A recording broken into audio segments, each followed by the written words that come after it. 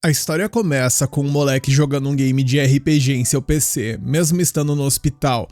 Porém, feliz ou infelizmente, é chegada a hora de dar tchau pra esse mundo e com isso tudo fica escuro e a mente dele é sugada pra dentro de um oceano imaginário. Até que de repente ele simplesmente realiza o sonho de todo otaku e eu me incluo nisso, onde ele acorda numa floresta sentadão num trono de pedra e pra fechar com chave de ouro, uma mulher se aproxima, falando com ele como se estivesse esperando o bonitão acordar e é no momento em que ela sai das sombras que a ficha do moleque cai na hora. Ela era ninguém menos que a Toa Lamacenta, uma elfa que o chamava de rei. O jogo que ele estava jogando no hospital era um simulador de estratégia de fantasia sombria chamado Nações Eternas, e a personagem que ele mais amava, aquela que estava bem na sua frente agora, era essa mesma elfa. Agora, ele não conseguia deixar de se perguntar, será que ele deveria agir como o rei que ela dizia que ele era? Afinal, estava claro que ela ouvia como líder de Minogra. Percebendo a confusão dele, a moça sorri e diz, tá tudo bem, Tacto. Afinal, ele zerou a dificuldade pesadelo utilizando a civilização considerada a mais difícil do jogo, a civilização da ruína, que se chamava Minogra, e por causa disso, Ira Tacto, também conhecido como nosso protagonista, se tornou o jogador lendário no topo do ranking global. A Toa, por sua vez, se lembrava de cada momento que eles jogaram juntos, de como eles conquistaram o mundo lado a lado várias vezes, então não havia necessidade de se preocupar, pois ela sabia exatamente quem ele era. Tacto então reflete que a Toa era perfeita para o seu estilo de jogo, talvez porque ele sempre quis ser tão forte quanto ela. Eis então que as lágrimas brotaram em seus olhos quando ele admitiu o quão feliz estava por finalmente poder falar com a sua personagem favorita, ao que ela disse que sentia o mesmo. O Tacto perguntou se aquilo era o paraíso e se foi ela quem o trouxe pra lá, mas ela explicou que ela também simplesmente apareceu naquele lugar do nada e aquilo não parecia nem um pouco com o paraíso, e segundo ela, se fosse pra apostar, ela achava que esse lugar parecia mais com o mundo de Nações Eternas, no caso, o game que ele estava jogando. Ela disse que era clichê pra cacete chamar isso de um milagre, mas ainda assim ela considerava uma verdadeira honra conhecer seu mestre pessoalmente. Com isso, a elfa se ajoelhou diante do garoto, pegou a mão dele e o convidou para começar de novo, só os dois construindo um reino próprio. Só que quando a esmola é muito grande, o santo desconfia. Então é bem normal que o nosso mano Tacto estivesse quase fritando sem entender o que estava rolando. Mas ainda assim, com a sua leal companheira ao seu lado, talvez essa fosse sua chance de reviver aqueles dias de glória nesse novo mundo.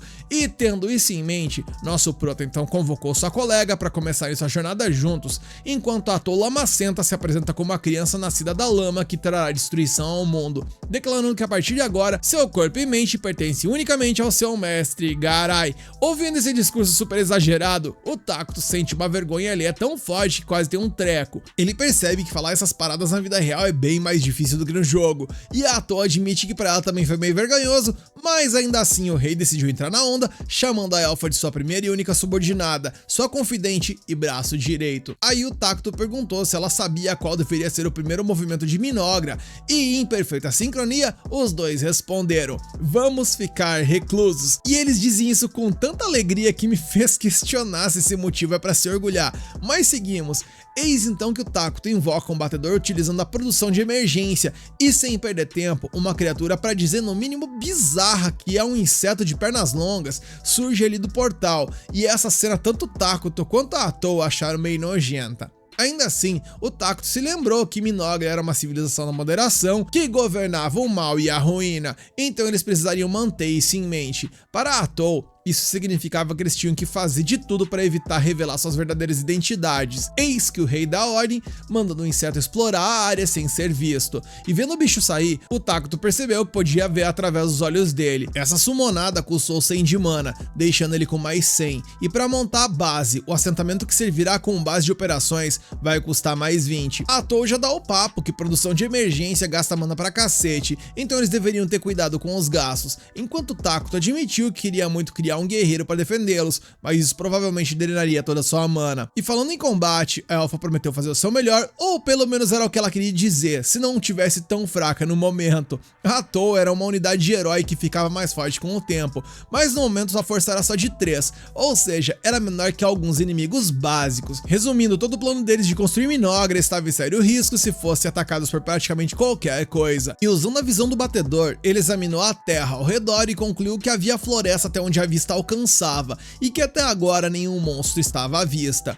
Atou pensava que a floresta era um lugar perfeito para se esconder, mas achou estranho que o inseto de pernas longas não tivesse visto um único animal pelo caminho. E para piorar, nosso prota percebeu que não havia absolutamente nada para comer, e tudo que podia fazer era ficar alerta e esperar que algo aparecesse. Atou então se desculpou por não ser mais útil, mas ele disse que só ter companhia dela já era mais do que suficiente, fazendo os olhos da garota brilhar de alegria. E vendo-a tão comovida, ele pensou consigo mesmo que era difícil notar essas pequenas coisas no jogo, mas a personalidade da Atou era realmente assim. Deixando-se de lado, através dos olhos do batedor, ele então descobriu uma comunidade de elfos negros não muito longe dali e explicou que esse tipo de elfo tende a ser neutro, talvez pendendo um pouco para o mal, o que honestamente para ele era um alívio. Pelo menos isso confirmava que eles realmente estavam no mundo de nações eternas. O problema é que se houvesse outro assentamento de civilização por perto, poderia dar problema e evitar a guerra no início do jogo era crucial. Com isso em mente, a prioridade máxima era encontrar um lugar seguro para se estabelecer, mas antes disso, eles precisavam ficar de olhos nos elfos negros e coletar mais informações, e se as coisas dessem errado, eles teriam que meter o pé dali, e eu me lavei de rir nessa parte, porque enquanto ele filosofa, Atou ficou ali servindo de plateia ambulante, e pelo visto eu vou gostar muito desse anime, porque pelo menos a comédia inicial é bem interessante, e o nosso mano Takuto não é um completo imbecil. Eis que para testar a sorte do nosso prota, um pequeno grupo de elfos negros apareceu diante do trono de pedra onde os dois companheiros de Minogra estavam sentados, e para eles, o nosso mano Takuto era só uma figura sombria e sinistra, uma visão tão aterrorizante que fez até o líder deles, que se chama Dia, suar frio.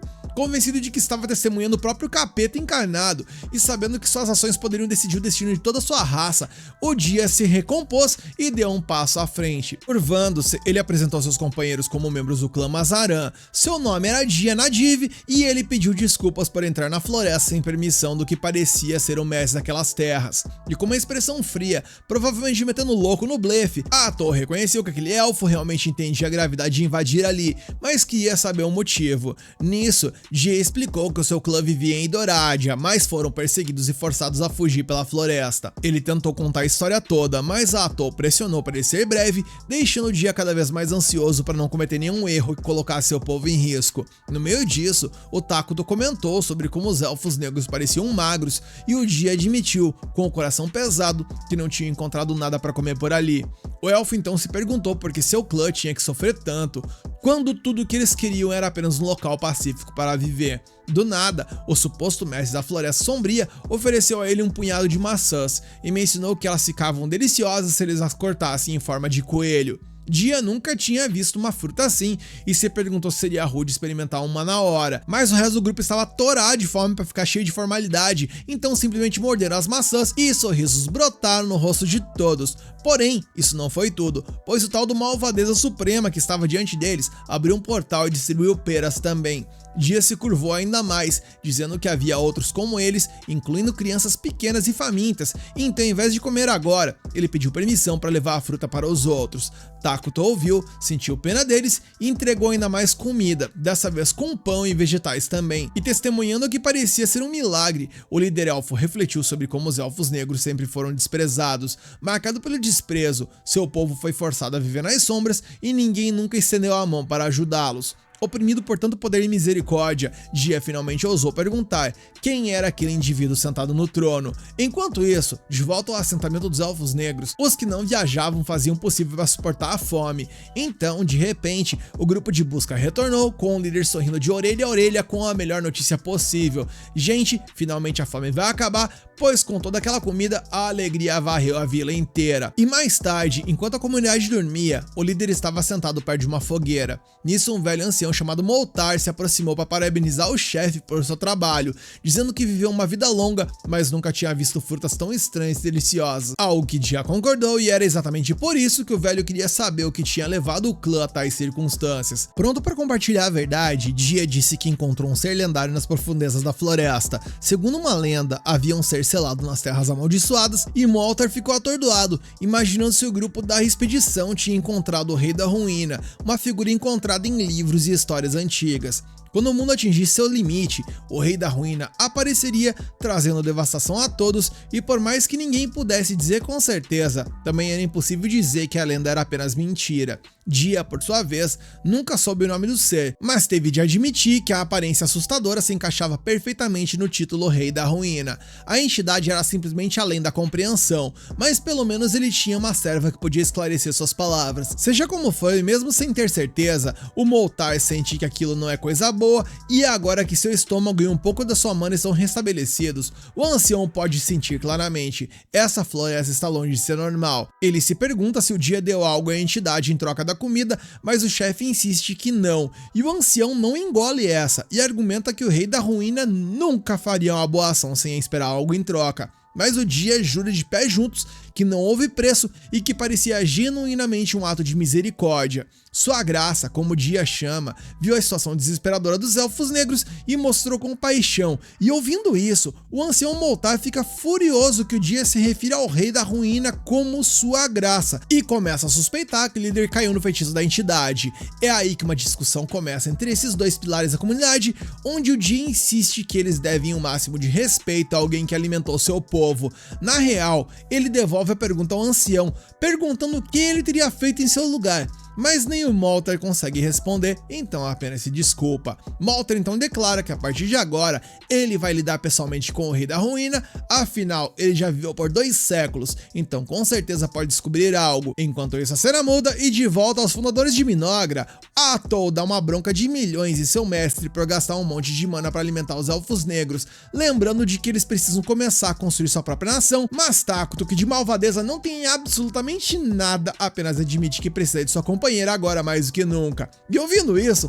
a Atol nervosa simplesmente desmonta e entra num modo extremamente apaixonada e submissa, como se uma única palavra gentil de seu mestre fosse mais do que suficiente para derretê-la completamente.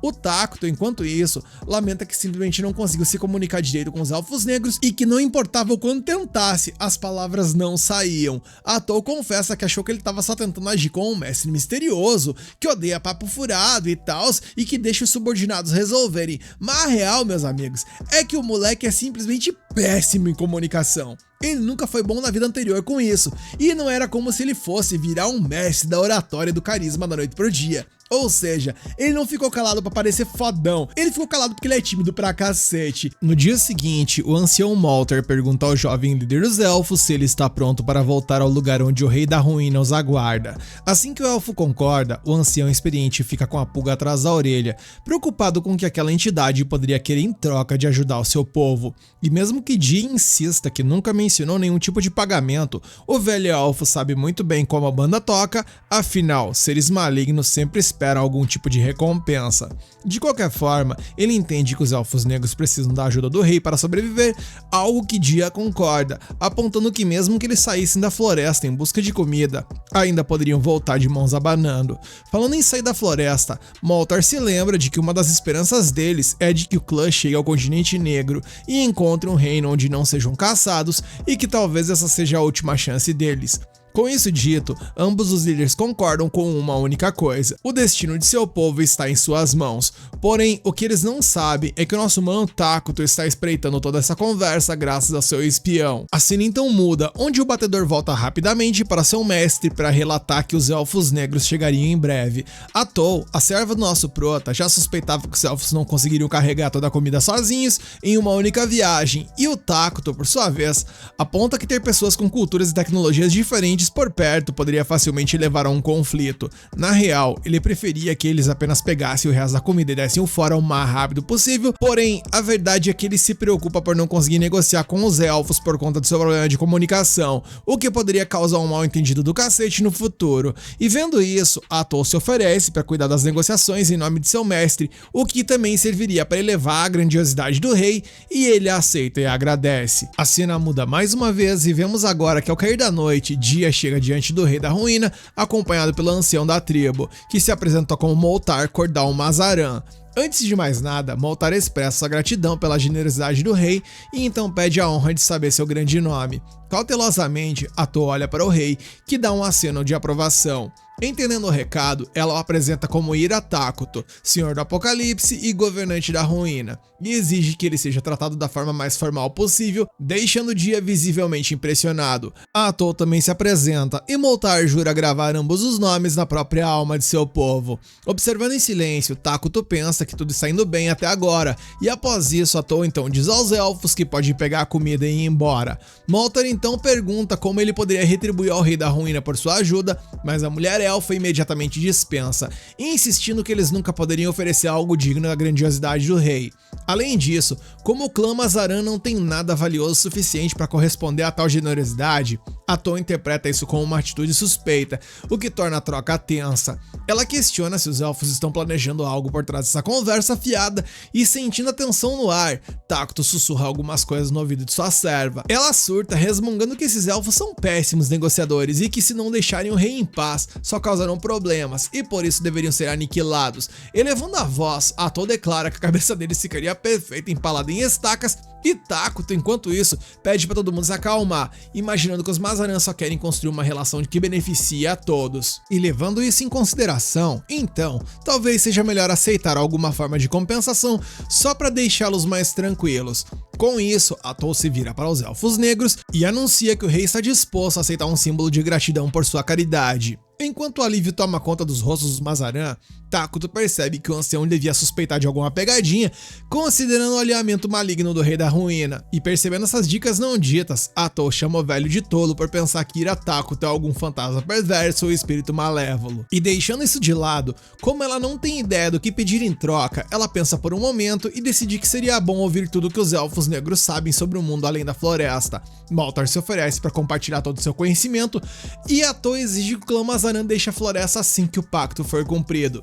Dia fica claramente abalado com essa exigência e Takuto percebe isso imediatamente, que é muito mais fácil de ler ele do que o próprio ancião. O Moltar admite que nada deixaria seu clã mais feliz do que poder ficar na floresta, mas a Atou não permite. Além disso, se os Mazaran quiserem manter as vidas que foram poupadas, não devem falar sobre o que aconteceu ali.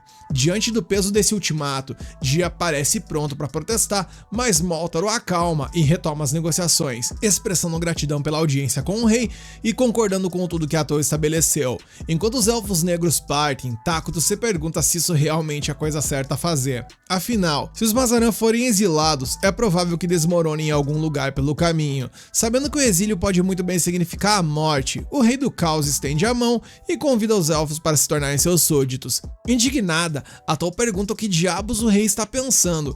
Ele explica que estava considerando usar o sistema de refugiados. Afinal, os Elfos Negros não são inerentemente bons ou maus, mas se forem aceitos como refugiados na civilização que Takuto planeja construir, e se as coisas funcionarem como no jogo, os elfos eventualmente se tornariam maus como eles. Atou concorda que é possível que seres de diferentes alinhamentos malignos coexistam, mas aponta que os Elfos Negros não são nada parecidos com os principais moradores de Minogra, que são os homúnculos, o que poderia criar um atrito.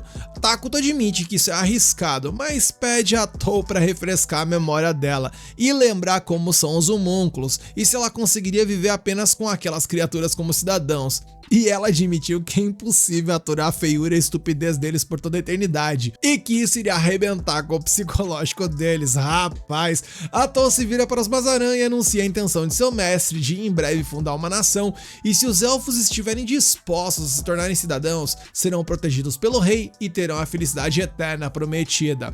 Por último, mas não menos importante, Atou joga real. Os Elfos Negros se tornarão seres malignos de agora em diante e com isso eles são livres para escolher seu próprio destino, mas adicionando uma nota pessoal, Atou garante que o lado deles é muito mais divertido do que parece. Na próxima cena, enquanto caminha em direção à tribo dos Elfos Negros, Atou continuava lembrando Takuto de olhar por onde pisa, já que ele estava descalço. Ela apontou que, embora tenha levado algum tempo, os Mazaran finalmente concordaram em se tornar os cidadãos de Minogra. E mesmo que hesitassem com a ideia de se tornarem maus, no fundo, eles sabiam desde o início que essa era a sua melhor opção. Eventualmente, a dupla chegou à tribo e foi recebida pelo povo, todos ajoelhados em respeito. Alguns pareciam genuinamente empolgados com a visão daquela entidade misteriosa, enquanto um elfo até desmaiou depois de sentir um miasma sombrio girando ao seu redor. Logo depois, Takuto foi levado a um trono e Atou formalmente deu as boas-vindas a todos os Elfos Negros como cidadãos de Minogra, que agora estava oficialmente fundada. A partir daquele momento, a segurança de cada membro do clã Mazaran seria protegida pelo grande rei da ruína. Ainda confuso, Dia se perguntava se era só isso que ia acontecer, pois disseram a ele que ele e seus companheiros se tornariam maus, mas ele não sentia nada de diferente. Eis que então, um ódio profundo brotou dentro dele, uma raiva contra aqueles que caçavam eles, zombavam deles e exilaram seu povo da sua própria terra. Ao que uma outra elfa sentiu o mesmo, algo que a fez declarar que odiava todos os seres vivos existentes. O mesmo sentimento podia ser visto nos rostos de cada elfo da tribo, e em meio a tudo isso, Takuto se aproximou de Dia para perguntar se ele estava bem, e o líder Mazaran percebeu que isso também era uma forma de felicidade, a alegria de ser cuidado. Então, com lágrimas nos olhos, todos os elfos saudaram o rei Ira Takuto, e seu entusiasmo era tão avassalador que nem mesmo o próprio rei tinha ideia do porquê todo mundo estava tão agitado. Enquanto isso, Atou simplesmente sorria com orgulho e satisfação. Alguns dias após a fundação da nação, Takuto olhou para o mapa do continente que Moltar lhe deu e murmurou que estava encurralado pra cacete. Atou perguntou o que estava acontecendo e ele, se debatendo no chão que nem uma criança birrenta, reclamou pra caramba que seu reino tinha a pior posição inicial possível, pois já existiam duas grandes nações no continente. A leste se situava o reino sagrado de Qualia, uma civilização humana devotada ao deus sagrado Arlus, e a oeste tinha Elna, um reino de elfos que adorava a natureza, ou seja, se qualquer uma dessas nações descobrisse a nação maligna ao sul, não sobraria nem poeira para contar a história, especialmente porque Minogra estava apenas começando e ainda era incrivelmente fraca. Para piorar ainda mais a situação do nosso proto e de seu povo, essas terras eram tão amaldiçoadas que não tinha um único recurso natural nessa pocilga que pudesse ser colhido. Porém, contudo e entretanto, nem tudo é tragédia, pois eles lembram que Minogra tinha os homúnculos como sua população base, que por mais férteis e felizes que eles possam ser, ainda eram burros e consequentemente impossibilitavam que pesquisas fossem produzidas. Só que agora, pela primeira vez, a nação não precisava depender apenas deles, já que os elfos negros faziam parte do reino e podiam cobrir essas fraquezas. Falando nisso, as orelhas de Atou se mexeram. Ela anunciou que os elfos estavam de volta, prontos para relatar sobre o mundo exterior. E sem demora, o ancião da tribo se encontrou com o rei da ruína ao lado do outro líder elfo. Dessa vez, Dia trouxe sua assistente que se chama Enli, já que ela era inteligente e versada em lendas e nos costumes de outras nações. E voltando aos planos para o futuro, Atou revelou que os Mazaran seriam designados para posições-chave na administração de Minogra. Moltar supervisionaria os assuntos do estado, já que ele podia usar magia e era uma posição de grande responsabilidade. Dia lideraria os guerreiros de Minogra, também encarregado de recrutar novas forças, ao que Dia aceitou com entusiasmo o novo papel e prometeu que se o rei ordenasse, ele não mostraria misericórdia a nenhum inimigo e exibiria seus corpos empalados como um aviso. Ouvindo isso, Takuto quase sujou as calças de medo, deixando Dia genuinamente confuso. Para amenizar as coisas, Atou explicou que o Takuto preferia a paz e isso deixou o Dia meio bugado. Afinal, por que diabos o rei da ruína seria um pacifista?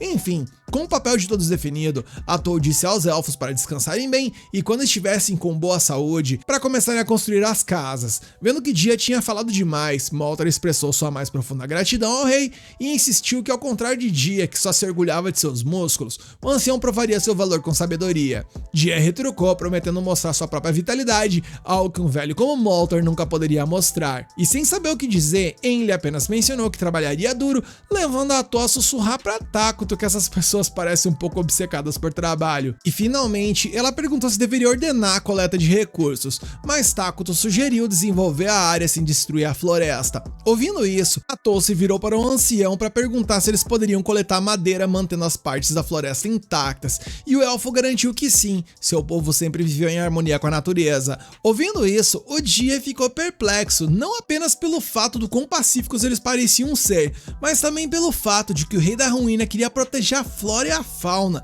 apesar de serem considerados malignos. Mas isso não era tudo, pois Takuto declarou que seus cidadãos deveriam estar sempre reflorestando, embora estivesse claro que os elfos negros não tinham ideia do que isso significava. Pensando na árvore de desenvolvimento do jogo, Takuto adivinhou, com base no que ouviu até agora, que as pessoas nesse mundo estavam provavelmente em um nível tecnológico em algum lugar por volta da construção de fortalezas. Atou perguntou se os elfos negros estavam familiarizados com os termos magia militar e os 6 elementos principais. Moltar respondeu que conhecia os 4 elementos principais, conceito básico de magia. Enlil acrescentou que nunca tinha ouvido nenhuma outra nação mencionar magia militar. Então Atol percebeu que esse mundo ainda não havia alcançado o nível de tecnologia mágica de 6 elementos e estava atrasado em outras áreas também. Deixando isso de lado, a elfa explicou que o reflorestamento era a prática de plantar árvores onde elas foram colhidas a fim de manter o meio ambiente. Enlil admitiu que essa estratégia não fazia parte de sua tradição, enquanto o ancião notou que, na real, levaria séculos para as árvores amadurecerem depois de serem cortadas. Atol continua dizendo que o reflorestamento é um tipo de tecnologia que requer todos os elementos principais e que esse conhecimento, na real, vem de seu poderoso rei Ira Takuto. Ela faz questão de que todos saibam que o rei deles é 100 vezes mais incrível que qualquer um poderia imaginar e Takuto não pode deixar de sentir vergonha com tantos elogios. Ainda assim, Atol insiste que a sabedoria de seu governante abrange inúmeros campos e que o povo de Minogra é abençoado por receber seu favor. Enlil pergunta se as maçãs que receberam também foram invenção do rei e Atol, sem nem pestanejar, confirma que sim. Então casualmente adiciona que as uvas são criação dele. Falando nisso, Enlil diz que plantou as sementes daquela fruta roxa e mal pode esperar para vê-las crescer. Nesse momento, Takuto percebe que poderia utilizar a produção de emergência para criar coisas que nem existem no jogo, como por exemplo pólvora, metais e óleo. E assim que o rei percebe isso, a nação de Minogra recebe o privilégio divino, a habilidade do governante de produzir qualquer coisa que ele conheça, com o custo de mana variando com base na complexidade do item. A cena muda e agora vemos um grupo de soldados protegendo figuras religiosas em uma região coberta de neve, e um deles comenta que ouviu dizer que a santa possuía um poder especial, embora ele não acreditasse muito nisso, e o outro, no entanto, apenas diz para ele esperar e ver. E assim que ele falou isso, uma horda de goblins ataca o grupo. A santa avança, preparando-se para punir os invasores por perturbarem a paz no reino sagrado de Qualia, e com um único movimento de seu cajado, meus amigos, ela conjura uma chama extraordinária que churrasca os monstros, fazendo o céu se abrir e encher o campo com lindas flores. Segundo um oficial, esse poder é a parte da razão pela qual o reino de Qualia consegue manter o mal à distância, pois ela enterra seus inimigos em chamas e os despede com flores.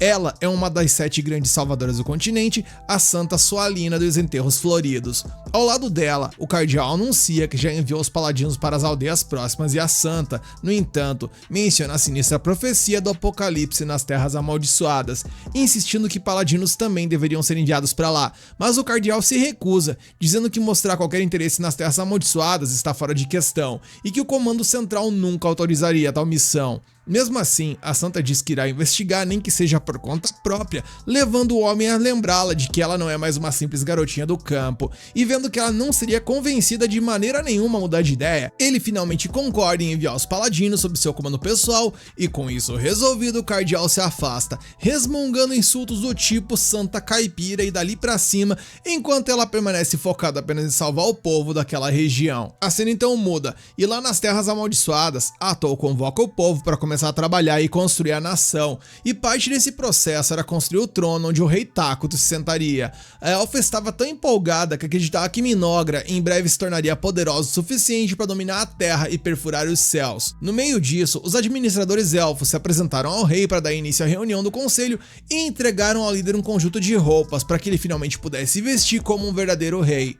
Com isso feito, Atol anunciou que era hora de discutir as políticas internas, embora o Takuto parecesse muito mais interessado em admirar sua nova roupinha e seu trono do que decidir o futuro da nação. Envergonhada, seu assistente decidiu primeiro discutir as coisas entre eles e só consultar o rei em certos pontos-chave. Assim que a reunião começa, o Moltar pergunta quais edifícios devem ser erguidos, e Jie explica que eles já começaram a preparar o terreno. Atol responde que o primeiro projeto será uma instalação de produção de alimentos, afinal, ninguém pode guerrear de estômago vazio, e Moltar se pergunta se o rei não poderia simplesmente utilizar seus poderes para criar ali suprimentos infinitos de comida. A nossa querida Atol fica ofendida com a sugestão de que o líder deles ficasse preso fazendo apenas isso o tempo todo, e além disso, ela aponta que eles ainda teriam que descobrir como distribuir a comida à medida que a nação crescesse. acontecesse. Depois que o Moltar se desculpa, a assistente do rei coloca uma planta estranha na mesa que faz os outros elfos recuarem. Ela explica que aquilo ali é uma árvore de carne, em outras palavras, uma das instalações de produção de alimentos de sua civilização, que produz carne misteriosa com gosto de carne humana. Moltar menciona que nem todo mundo aguentaria comer carne humana todos os dias, mas a Toll diz que eles só plantariam essas árvores para começar. Ela acrescenta que eles precisariam de uma cabana para gerenciar a árvore e um armazém para a comida, e a Emily fica encarregada disso. Nesse momento, esse satanás apelidado de árvore pede a eles para serem legais com ele, mandando a Emily pro puro suco do pânico. O próximo tópico na agenda do conselho era a pesquisa, pois na visão da Toll, como uma nação pequena, eles precisavam urgentemente adquirir tecnologias mágicas avançadas, um sentimento que o rei compartilhava com entusiasmo. Moltar confessa que também estava feliz em estudar magia, já que era uma paixão sua, e pergunta que tipo de magia eles pesquisariam, e a Toll não hesita mencionando que seria magia militar. Ela explica que a magia normal só pode atingir dezenas de inimigos de uma vez, enquanto a magia militar pode dizimar exércitos de milhares, remodelar a terra e oferecer todo tipo de vantagem estratégica. Moltar e Dia ficam maravilhados que tais feitiços sequer existam, e Tactus assegura que não é uma tecnologia particularmente difícil, então deve ser desenvolvida rapidamente, e com isso dito, o ancião Moltar assume com entusiasmo a pesquisa de magia militar. Por último, na agenda estava o planejamento militar, ao que o Dia aponta que eles primeiro precisam organizar um exército. Tactus responde que eles não focariam nisso ainda, enquanto a Toll explica que além de exércitos não produzirem nada, eles ainda consomem recursos. Dia entende, mas lembra a todos que seu grupo atual de guerreiros não era suficiente para proteger o rei, e para piorar, Moltar revela que tanto ele quanto o Dia têm recompensas por suas cabeças. E diante dessa situação, o rei Tactus declara que eles criarão um herói, ao que a Toll adorou a ideia. O herói pode ser caro para produzir, mas praticamente não tem custos de manutenção.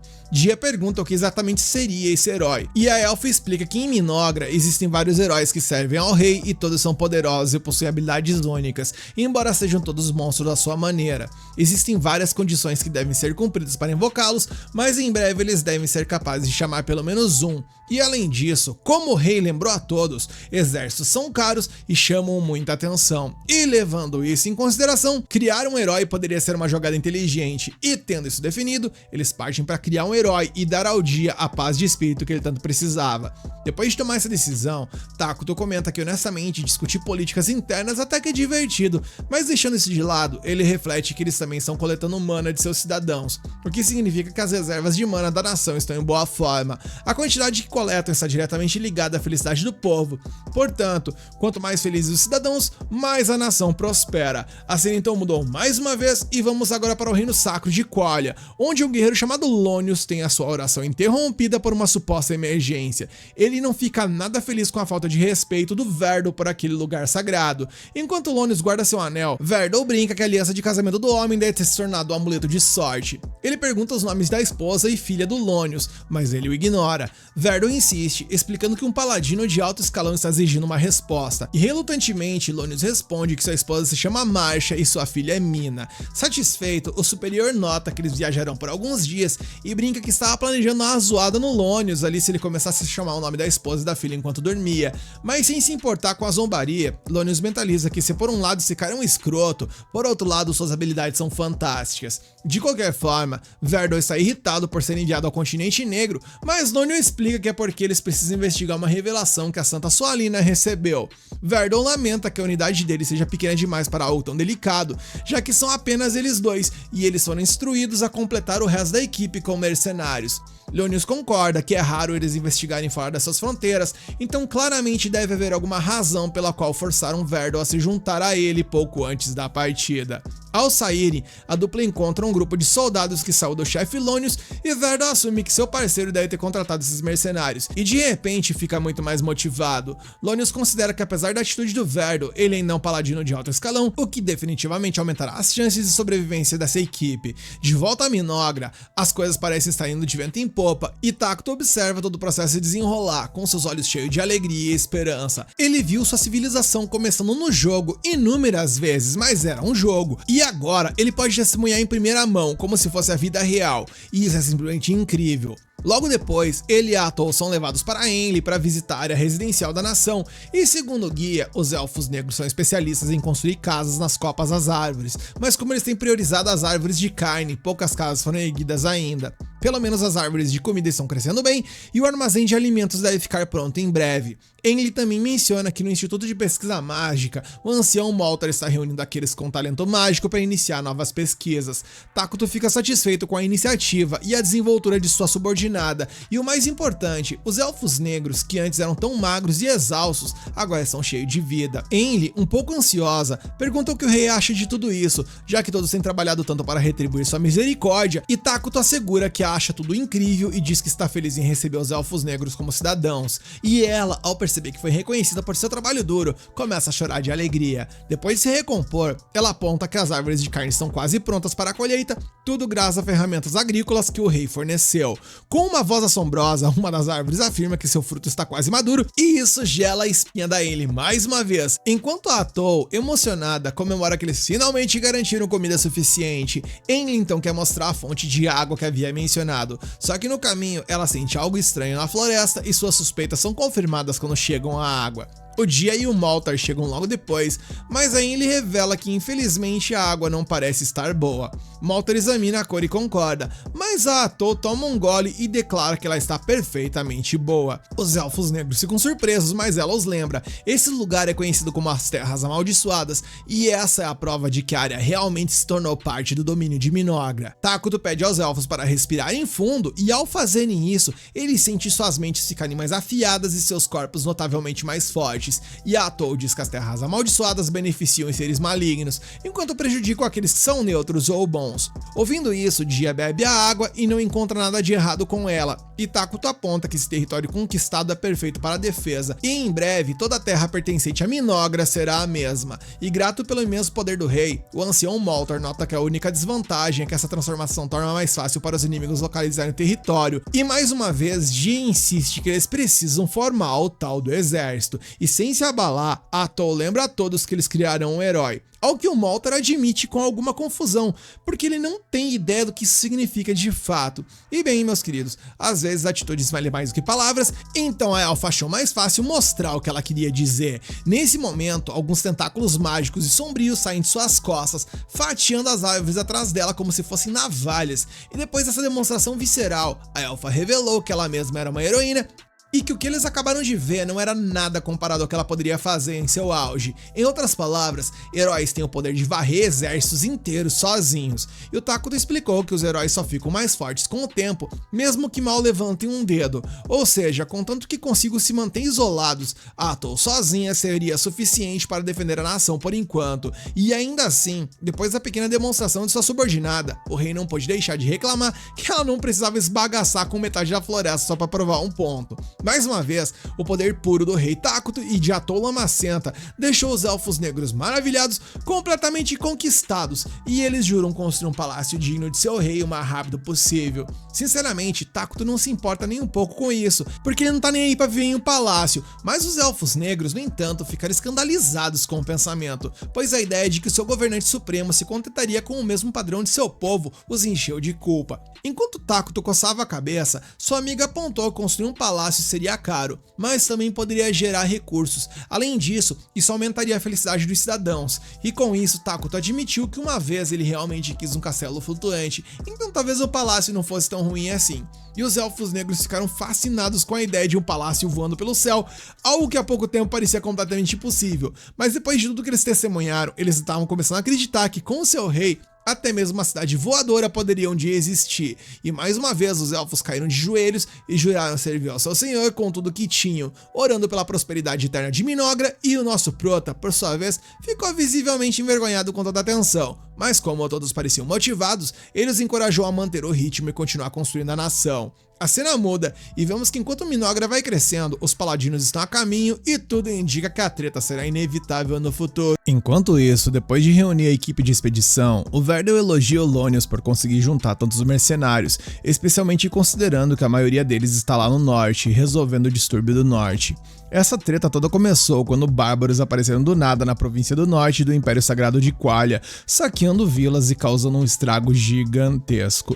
A Santa e o exército imperial foram enviados para lidar com o caos, mas as coisas ainda estão longe de estarem controladas. Enquanto um mercenário chamado Bargo dá um sorrisinho malicioso ao falar da situação, Lonius rapidamente corta ele, mandando não agir como se o problema não fosse dele, mas o mercenário só dá de ombros, insistindo que de qualquer forma não é problema dele. Surpreso, o Verdel pergunta se a equipe dele não planeja ir pro norte, e considerando a grana alta que estão pagando, Bargo explica que ninguém tá afim de arriscar o pescoço depois dos rumores confirmarem que tem uma bruxa envolvida no conflito. De qualquer forma, o Verdel encerra o assunto, lembrando a todos que o caminho deles é para o sul, para as terras amaldiçoadas, onde ninguém sabe o que eles vão encontrar. Enquanto isso, nas profundezas das terras amaldiçoadas, uma figura fantasmagórica ronda a floresta sombria com o rosto escondido sob um capuz. Ao cair da noite, o grupo se acomoda em uma taverna. Lonius menciona a bruxa de mais cedo, curioso para saber se os rumores são verdadeiros, mas o mercenário descarta, dizendo que é só fofoca e tal, e que o povo adora culpar o caos do norte em algum tipo de monstro. O paladino concorda, achando ridículo, especialmente porque a própria Santa está no caso. Bargo diz que o rumor provavelmente foi inventado por hereges, mas quando ele ia continuar, o Verdel manda ele parar. A essa altura, o paladino já está claramente bêbado e pede outra rodada, levando o Bargo a perguntar se ele já não bebeu o suficiente, ao que o Verdel responde que depois de cuidar do sofrimento do povo em sua própria casa, diante de sua família, você pode deixar de lado suas vestes sagradas. Em outras palavras, quando o trabalho do dia acaba, não há nada de errado em relaxar um pouco. E o Lonius, conhecendo as escrituras de cor e salteado, o corrige, apontando que o deus sagrado Arlus só quis dizer que estavam dispensados de nossos deveres sagrados perto da família, não que essa é uma desculpa para encher a cara. E sem se abalar, Verdel diz que está pronto para um bom e velho debate religioso, mas nesse momento uma garçonete chega por ali com uma caneca que parece um balde de tão grande, o que faz a conversa mudar de percurso. Bargo, enquanto isso, volta aos negócios. Ele aponta que há dois paladinos se dando ao trabalho de investigar as terras amaldiçoadas do continente negro e quer saber o que é tão importante que está acontecendo por lá, porque se for algo com uma bruxa, por exemplo, ele e seus homens estão fora. Verdel garante que não é o caso, na verdade é sobre elfos negros que fugiram para aquelas terras e as autoridades de Collier são preocupados que eles possam causar problemas. E Bargo acena, entendendo. Aquela raça de elfo é famosa por assassinatos e maldições, ao que Lonius acrescenta que eles podem se tornar uma ameaça se ficarem mais fortes em segredo, mas Verdel diz para ele não se estressar. Eles estão lá apenas para investigar dessa vez, e se as coisas derem errado, eles podem simplesmente dar no pé, algo que Bargo fica aliviado ao ouvir, porque dá no pé pelo visto é com ele mesmo. Mas o outro paladino questiona se essa é realmente a maneira certa como um guerreiro de Deus deveria agir, já que juraram dar a vida para lutar contra o mal, e o seu colega contra-argumenta que buscar a glória nem sempre é o objetivo, e que às vezes você tem que dar um passo para trás para poder dar dois passos para frente, e isso foi inteligente, hein? Afinal, todo mundo ali tem família esperando por eles, e isso é motivo suficiente para ter cuidado antes de mergulhar de cabeça no perigo. E eu vou dizer que eu concordo com esse cara, hein? Dito isso, o paladino se pega pensando quando se tornou um velho bêbado que dá conselho a todos, mas deixando isso de lado, ele levanta sua caneca e propõe um brinde à expedição do continente negro, e com um suspiro profundo, Lonius aperta seu anel e pede ao deus sagrado Arlus que cuide de todos eles. Enquanto isso, no continente negro, o nosso prota Takuto reúne os elfos para um evento que nenhum deles entende o que tá rolando. Ele empilha uma montanha de frutas da árvore de carne e lança um feitiço sobre ela, transformando lentamente a pilha em um inseto de pernas longas. O ancião Moltar fica chocado, porque ele nunca imaginou que o rei pudesse criar uma nova vida, e a Atto aproveita a chance para fazer um discurso orgulhoso sobre o poder incomparável do rei da ruína, apontando que isso é apenas uma pequena amostra do que ele realmente é capaz. Portanto, se o povo de Minogra permanecer dedicado e feliz, isso despertará todo o potencial do rei, ou seja, é dever de todos mostrar sua devoção absoluta ao mestre Takuto. Quando a multidão se dispersa, nosso prota parece aliviado pelo ritual ter corrido bem, e eles ficam surpresos com a facilidade de reunir os recursos necessários, mas o que ainda é mais importante agora é que eles sabem que podem criar novas unidades, o que significa que da próxima vez eles poderão tentar a invocação de um herói, embora precisem acumular mais mana primeiro. Ainda assim, com dois heróis, eles terão muito mais confiança em sua força militar. Empolgada, Atto pergunta a ele quem ele irá evocar primeiro, e sem um pingo de hesitação ele responde que invocará a Isla, a rainha dos insetos.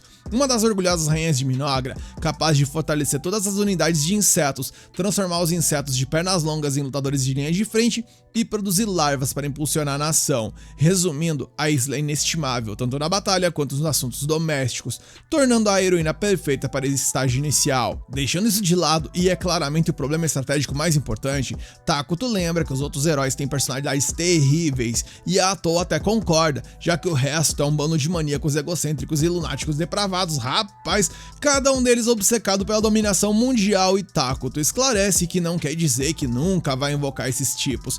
Só que ele prefere evitar por enquanto, porque sua principal prioridade é encontrar um tiquinho de paz. No dia seguinte, quando a noite se aproximava, o grupo da expedição liderado pelos dois paladinos de Qualia topou com o gigante da colina e Ilonius não esperava nada menos do continente negro. Ele ordenou aos mercenários que preparassem seus arcos, mas Verdel assumiu a responsabilidade por essa luta, pois não havia tempo a perder. Avançando sozinho, ele sacou sua arma e começou uma oração, canalizando a arte da espada sagrada, e enquanto o bardo estava visivelmente confuso, Ilonius explicou que essa era a técnica secreta de Qualia, tecendo orações em seu manejo de espada para invocar o poder divino. Enquanto isso, Verdel foi atacado pelo porrete enorme do gigante, mas conseguiu cortar a arma em duas com sua espada abençoada. Ilonius acrescentou que os paladinos que recebiam o poder divino tinham suas habilidades físicas grandemente aprimoradas, e a gente pôde ver isso.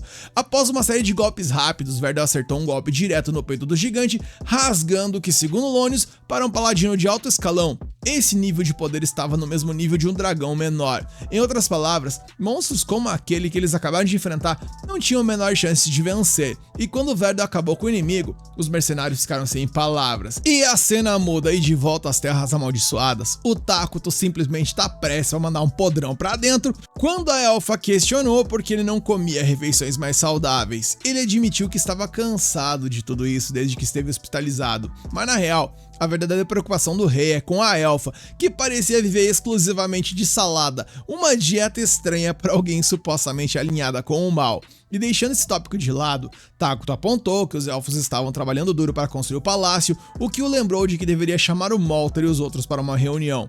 A elfa quer saber do que se trata, e o nosso prota explica que graças aos insetos de pernas longas, agora ele conhece melhor a região que está ao redor deles, e a Atou se pergunta se o rei estava preocupado com a cidade vizinha, já que ela não fazia parte de Qualia, o que significava que seu alinhamento não era necessariamente bom. Portanto, seria prudente decidir como lidar com isso, já que sendo os mais próximos, eles provavelmente seriam os primeiros a descobrir a existência de Minogra.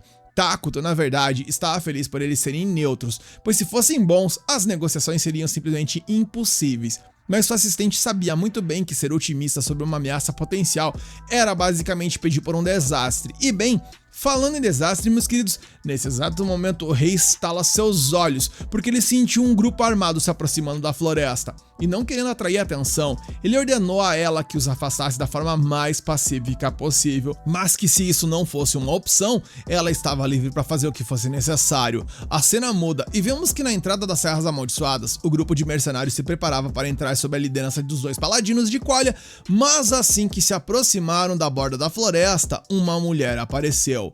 Verdel exigiu saber quem ela era, e a jovem se apresentou como uma elfa negra que havia fugido para a floresta para sobreviver.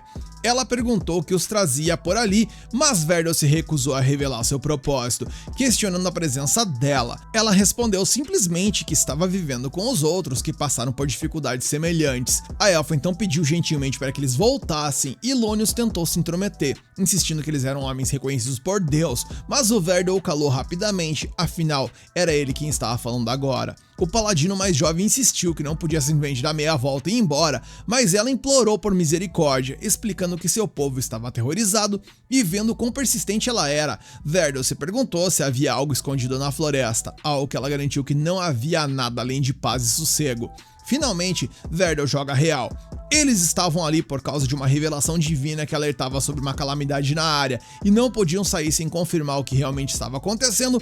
Ilonius fica chocado, lembrando ele que isso ali deveria ser um segredo de estado, mas o Verdel mandou fechar a matraca mais uma vez. Porém, mesmo depois de saber sobre a revelação, a elfa negra se recusou a deixar os paladinos entrarem, e com seus olhos carmesim brilhando, ela insistiu que não havia nada a temer e que os paladinos deveriam voltar de onde vieram.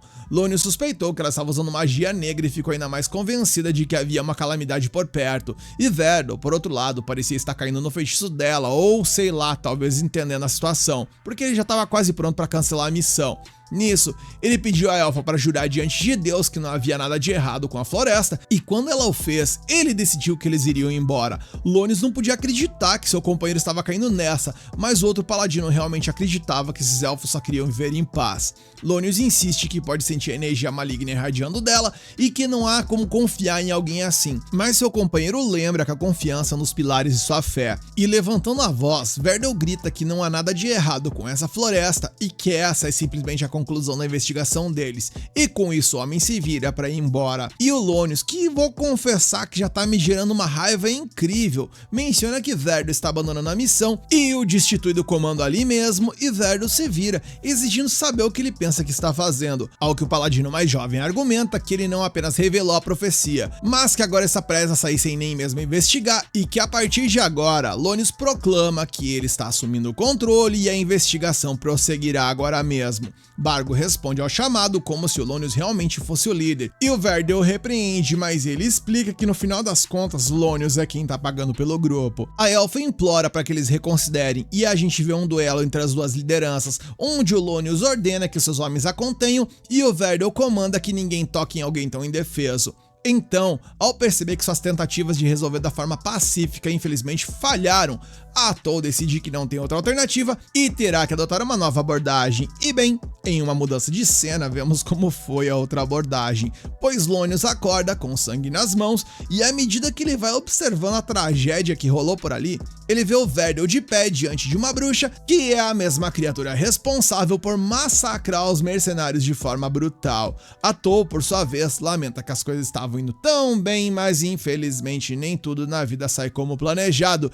Verdel, ansioso, diz ao Bargo para garantir que um dos mensageiros volte para casa e informe sobre o que acabou de acontecer, mas o mercenário responde que isso não vai ser possível, porque a Atol simplesmente churrascou todos os mensageiros deles com um único ataque, e enquanto ele fala isso, vemos que a elfa está esbanjando confiança. Ela diz para eles não ficarem com medo agora, afinal, ela é exatamente o tipo de monstro que eles estavam procurando. Os corpos dos soldados caem no chão, e o Lônius fica petrificado de medo. No entanto, o Verdel ainda se mantém firme e pede a eles para não perderem a calma, porque ou eles morrem agora ou lutam até o fim, e com isso ele ordena que todos assumam suas posições de combate, mas a nossa querida Atol não parece nem um pouco intimidada. Na real, ela acha tudo isso meio que divertido.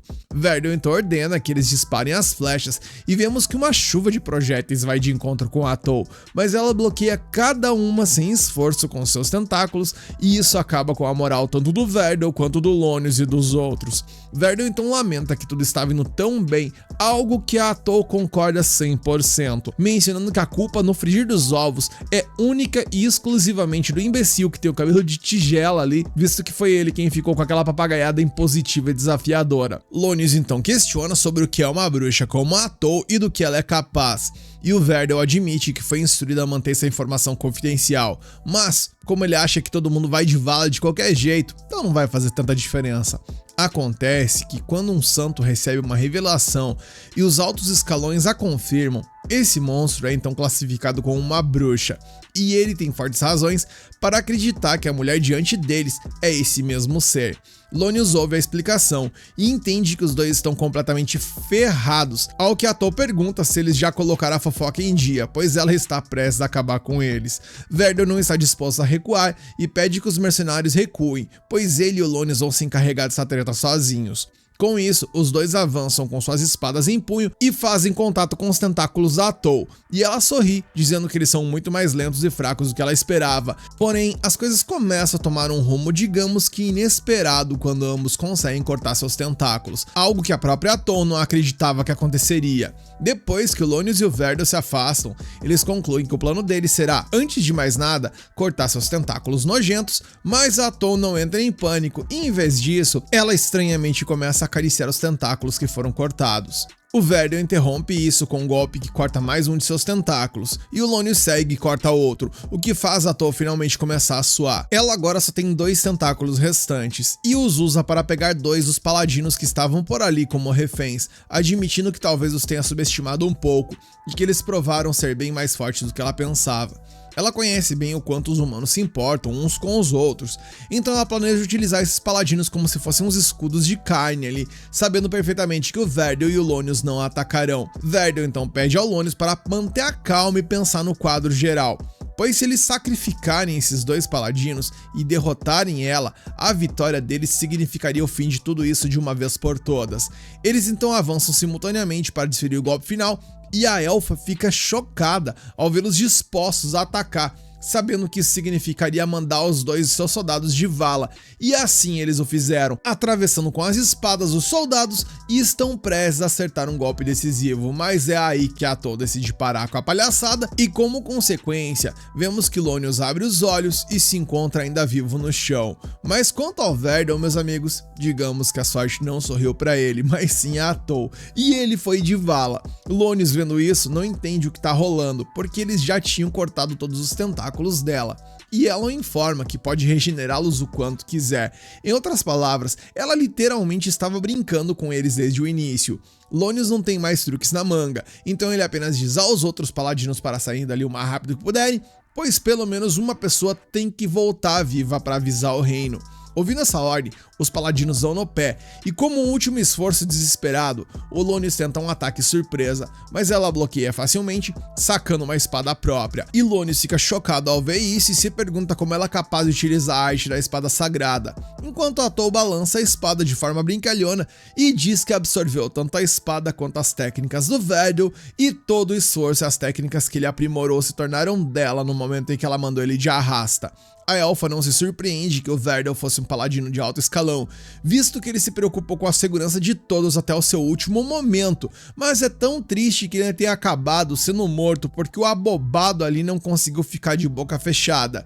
Eles então trocam mais alguns golpes, até que a elfa pergunta se ele ainda quer ver sua esposa Marcia e sua filha Mina, e Lônios quase enche as fraldas ao ouvir esses nomes. Afinal de contas, como é que ela poderia saber sobre sua família? É então que ele percebe que Atol também obteve os sentimentos e as memórias do Verdel depois de acabar com ele, e que por consequência ela fica mais forte após derrotar cada inimigo. Ouvindo esses nomes, o medo que já estava em seus olhos se torna absolutamente avassalador. Atol revela que o Verdel pensou na segurança de seu companheiro até o seu último suspiro, exatamente o que um paladino, um verdadeiro herói deveria fazer, mas ela enfatiza mais uma vez que tudo foi em vão por causa da coragem equivocada do Sr. Cabelo de Ela e a sua necessidade de seguir regras estúpidas. Tentando não se deixar abalar, Lônios diz que a vontade e a esperança do Verdel viverão enquanto os mercenários conseguirem escapar. Mas, meus amigos, assim que ele diz isso, ele ouve um grito de um mercenário ecoando à distância, e a elfa revela que tem seus próprios aliados e os posicionou para impedir que qualquer um sobrevivesse e escapasse dali. Naquele momento, meus queridos, qualquer esperança que Lônios tinha parece escorrer de entre seus dedos, deixando apenas um desespero total e absoluto para trás. Na próxima cena, enquanto o sol começa a se pôr, a elfa fala com seu adversário sobre como as coisas poderiam ter sido diferentes se ao menos o Lônios tivesse ouvido Verdel. Ele poderia ter voltado para sua amada família, vivido uma vida tranquila e pacífica. Mas agora é hora de falar sobre o que realmente vai acontecer. O futuro que o Lônios escolheu. O paladino vai de vala e ela já avisa que sua família também irá, pois ela vai caçar sua esposa e filha, torturando-as tão impiedosamente que ambas vão implorar pela morte, e que depois disso a elfa visitará cada vila e cidade por onde passarem, exterminando cada alma viva, e quando cada pessoa perguntar o motivo, ela simplesmente dirá que é tudo por culpa do Lônios. Carai, isso é o que chamamos de pacifismo, hein? Lônios, totalmente desesperado, pede por favor para ela parar, mas a Atol continua, compartilhando uma lição que aprendeu com alguém precioso. Quando você é subestimado, será o seu fim. Então, quando isso acontecer, você mata, não importa o que. E é por isso que ela fará o que fará, justamente para garantir que ela nunca mais seja subestimada e que não importa se serão centenas, milhares ou até milhões, ela vai varrer todos eles no mapa, e para deixar tudo realmente entendido, ela frisa mais uma vez que é tudo por culpa da decisão do Lônios. Enquanto nossa nada querida Atol exibe um sorriso de um pacifista da Deep Web, o homem começa a chorar e implora para que ela não faça isso, mas ela continua, dizendo que sabe que o Lônios provavelmente era um bom homem, que acreditava em Deus e que sempre tentou fazer a coisa certa, mas é exatamente por isso que ela despreza aqueles que se acham justos, e com isso ela se despede do paladino e diz para ele assistir o verdadeiro significado de calamidade enquanto ele aproveita seu camarote lá no céu. Ouvindo essas palavras, o Lônio solta um grito de desespero até que finalmente sua tortura física e psicológica chega ao fim. Quando tudo acaba, vemos que o dia cola por ali e relata que os humanos que estavam fugindo já foram ali, digamos que, cuidados, ao que a elfa então anuncia que vai voltar para a floresta. Porém, antes de partir, Dia pergunta se ela realmente vai fazer todas aquelas coisas terríveis que ela ameaçou, e a Atô apenas sorri e diz que nunca faria isso, afinal, ela é uma pacifista e que só estava se divertindo um pouco, zoando ele para aliviar o clima e que ainda assim ela não pode perder tempo, precisa voltar para o rei. Brincadeira, sei. Ela então vai até Takuto e revela que existem bruxas nesse mundo, uma unidade que não existe no universo original do Nações Eternas, o que significa que esse não é o mundo do jogo, mas uma espécie de versão paralela dele. Takuto fica confuso, sabendo que isso só complicará os planos de Minogra, mas ela aponta que há uma vantagem agora, pois além de suas habilidades de roubar poderes, agora ela também pode roubar fragmentos de memória. Takuto, animado, nota que isso os ajudará a descobrir o que está acontecendo em Qualia sem precisar de uma investigação completa. A elfa relata que Qualia não está tão forte quanto eles pensavam, graças à província do norte e um desastre que rolou por lá, e por conta disso, o rei sente que Minogra ganhou um pouco mais de tempo com esse impasse. Em outras palavras, isso não é uma preocupação para agora. Porém, o que realmente preocupa nosso prota nessa história toda é a causa do tal desastre, pois de acordo com as memórias que a Atô roubou, isso está sendo atribuído a uma bruxa e aparentemente esse ser monstruoso se chama Heraquino, a bruxa servidora. A cena muda e vemos então quem é a tal da Heraquino, pulando ali e cantarolando alegremente entre os escombros e as vítimas da calamidade que ela mesma desencadeou, imitando o tic-tac de um relógio, e o plano dela agora é ir para a próxima cidade e levar o caos para lá também. Voltamos então a Minogra, e Takuto teoriza que essa bruxa talvez tenha vindo para esse mundo da mesma forma que eles, mas deixando os achismos de lado, eles precisam focar no aqui e no agora, ou seja, se preparar e se fortalecer, pois levando em consideração que essa bruxa é uma unidade de herói, Takuto inicialmente tinha pensado em invocar a Isla, porém, levando em consideração que ela é uma unidade mais adequada para a produção de recursos do que combate, e compreendendo que o cenário mudou com essa informação que eles obtiveram, o rei está considerando invocar outro herói, um que seja suficiente para fazer frente à bruxa. Além do mais, Takuto menciona que a Isla não é a única coisa que ele precisa reconsiderar, e quando a elfa questiona o que mais seria, ele menciona que está pensando em forjar uma aliança, algo que faz a Atô gelar a espinha, ativando seu modo desconfiada. Takuto então explana, dizendo que eles possuem um inimigo conhecido em Qualia, além do elemento incerto que é a bruxa, e sabendo-se disso, ele quer ter ao menos mais uma nação ao seu lado.